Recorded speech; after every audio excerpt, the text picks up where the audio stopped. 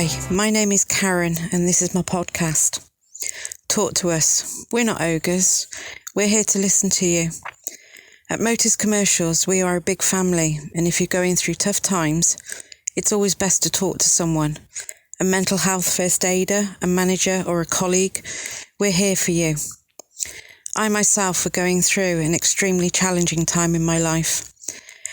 Firstly, in 2019, I was diagnosed with breast cancer. Thankfully, I'm now 3 years clear of cancer, but at first I bottled everything up. I didn't talk to anyone about how I was feeling, and I ended up having hypnotherapy, which was great and helped me with talking to my family about how I was feeling.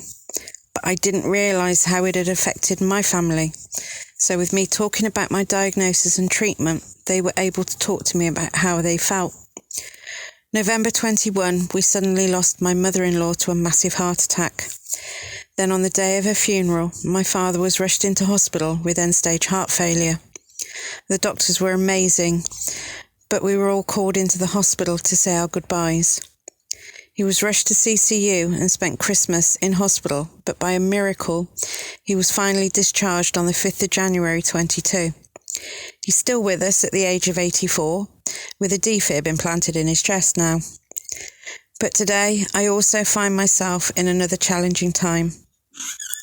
My mother of 81 years was diagnosed with colon cancer, a T4 inoperable tumour, which has attached itself to her abdominal wall, with a prognosis of 6 to 12 months. The tumour was found in November 22, but the procedure that she was supposed to have had should have been done in June 22. So are we in month 12 or 6? Currently, she's just been discharged from hospital after a 3-week stay. She had a fall in the garden and ended up with a head laceration and sepsis. Being in the back of an ambulance with the blue lights flashing and the sirens going was frightening for me, let alone my mum. She was rushed into resus and had to be sedated as she was also delirious from the infection. My mum has also been diagnosed 5 times previously with delirium. Delirium can be triggered by a serious medical illness such as an infection, certain medications or other causes.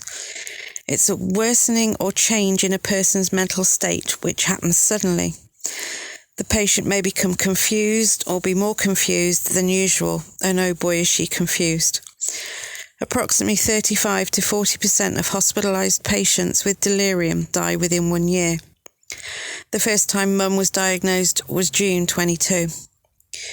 We've started a memory book with photos of family and friends and places of holidays or places she's visited. But she has good days and bad days, and it's becoming more bad days than good. My brother and I are now interviewing for 24-hour carers to live with my parents at their house, to give her the care that she needs to be able to live at home. We don't want her to go to a home, as my dad would not be able to be with her. Also, we don't know how long we've got left with her due to the cancer. We want her remaining days to be filled with happiness and family around her, but sometimes she just isn't my mum. Yes, I've had those thoughts, the ones you never want to have, the ones where you think, would it have been kinder if she'd have passed away?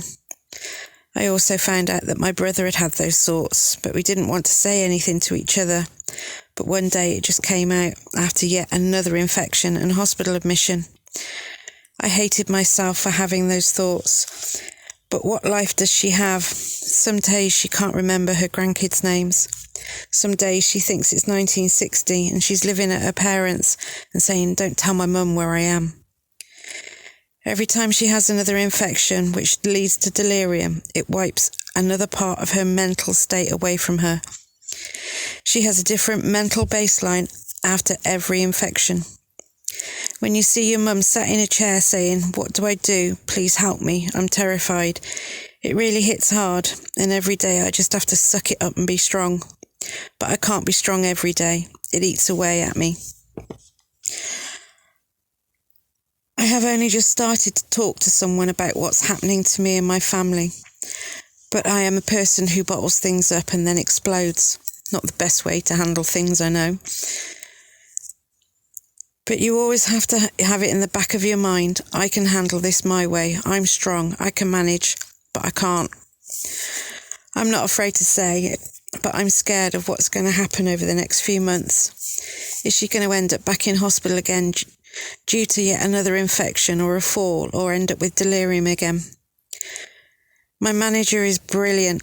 She understands what I'm going through, but she also knows that I need to be kept busy. My colleagues at Hales Owen are amazing, and if they see me a bit down, I get dragged into an office so I can talk or vent. It's never, sorry, I haven't got time to listen to you. I've also had those thoughts of I'm going to lose my job, with having to take time off to sort things out. So with everything that is what is happening with my parents, and the thoughts of job loss is really messing up my mind. I've ended up at the doctor's as I couldn't handle it anymore, and I've been given antidepressants. But the best prognosis is talk. Don't bottle things up. I know I haven't grieved properly for my mother-in-law. I didn't have time. I had to put on a brave face for my family and my husband and support them with what was happening with my dad. Then things started to happen with my mum. I feel guilty when I have a day away from it all, even going on a course to Hadnam or a weekend away with my dragon boat family. I've been told, don't feel guilty, you need some me time, you need it. So take it from me, the person who bottles everything up, talk to us. It's okay not to be okay. When I first started writing this 2 weeks ago, Mum was at home. On Saturday the 8th of July, she was rushed into A&E in Worcester with abdominal sepsis again. She was extremely agitated to the point where she had to be sedated as she was physically hurting herself and me and my brother. We were told by a medical registrar that she was gravely ill and would not survive this admission. We then saw a medical consultant who told us she only had days left. Sunday, she was moved onto a medical assessment unit and we were told she'd had a slight improvement.